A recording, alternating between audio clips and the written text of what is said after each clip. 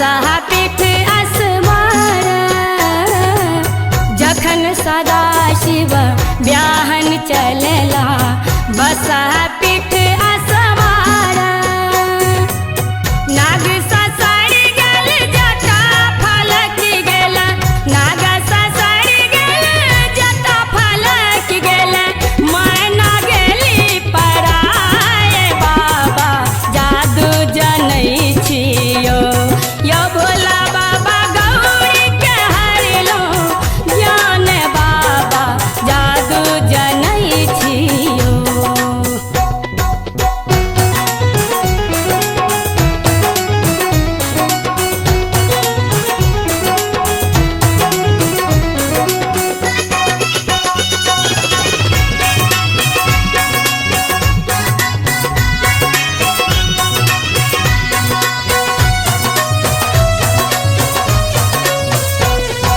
जखन भोला बाबा कोबर घर चलेला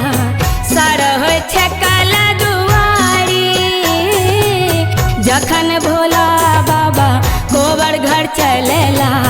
साइरो छै कनी दुआरी साप ससुर गेल जटा फलक गेल साप ससुर गेल जटा फलक गेल सरहज गेली पराए बाबा जादू जनै छियो यो भोला बाबा गौरी के हरलो ज्ञान बाबा जादू जनै छियो।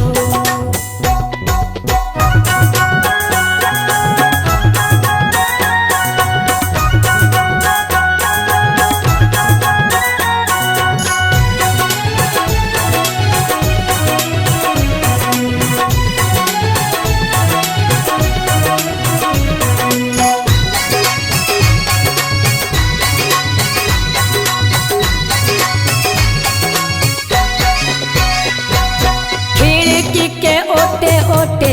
कहथिन गौरी सुनु शिव बचन हमारा खिड़की के ओटे ओटे कहथिन गौरी सुनु शिव बचन